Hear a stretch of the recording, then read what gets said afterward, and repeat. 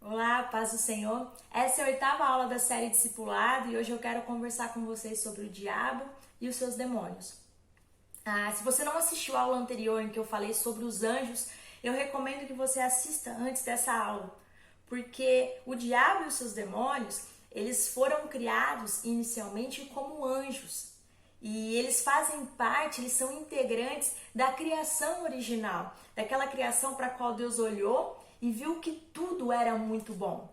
A Bíblia ela não é clara a respeito de quando aconteceu, mas o livro de Judas nos diz que em algum momento o diabo e os seus demônios, eles abandonaram as suas posições originais, ou seja, parte daqueles anjos criados, eles abandonaram as posições originais para quais eles foram criados. Pelo seu livre-arbítrio, eles escolheram desagradar a Deus de alguma forma e para eles foi reservado o inferno. Deus não poupou o pecado desses anjos.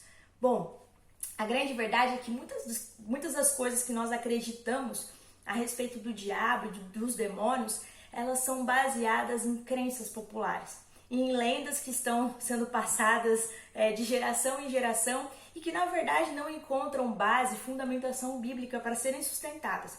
Por exemplo, o texto de Isaías 14, em que fala que a estrela da manhã caiu do céu, é usado para a queda de Satanás. Mas na verdade o contexto desse trecho bíblico se refere ao rei da Babilônia.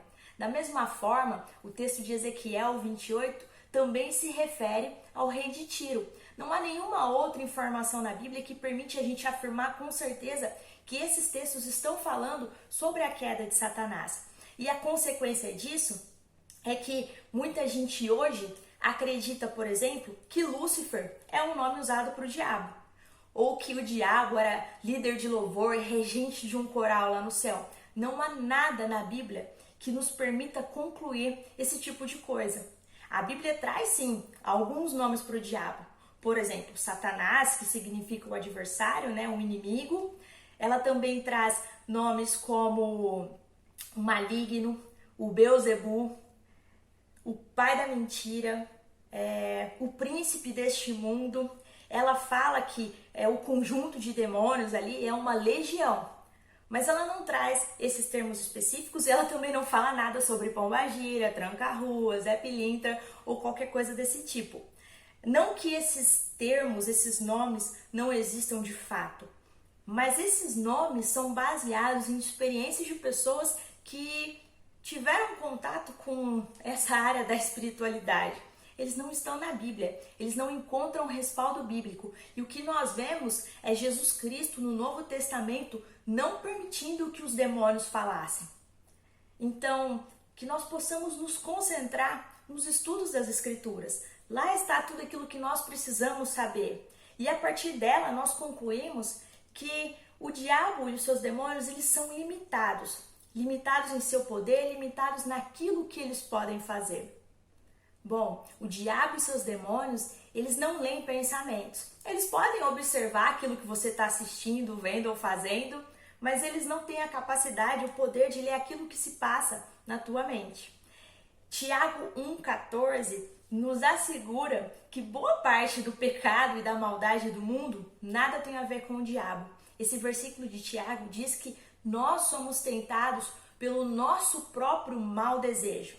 É bem verdade que a Bíblia também nos diz que o diabo, o nosso adversário, ele anda ao nosso redor, rugindo como um leão, buscando a quem ele possa tragar. Então, sim, ele está disposto a nos tentar. Mas nós temos a segurança, a confiança de que nós não precisamos temê-lo, porque maior é aquele que está em nós do que o que está no mundo. Nós sabemos que aquele que crê em Cristo Jesus como seu Salvador é selado com o Espírito Santo, ou seja, passa a ser templo do Espírito Santo. O Espírito Santo habita em nós e é por isso que nós não podemos ser possuídos por qualquer espírito maligno. A Bíblia nos diz que nós estamos sujeitos aqui nesse mundo. Nós estamos sujeitos e vulneráveis à maldade desse mundo, infelizmente. Mas Cristo nos assegura para que a gente tenha bom ânimo, porque Ele venceu o mundo. E essa é a nossa esperança.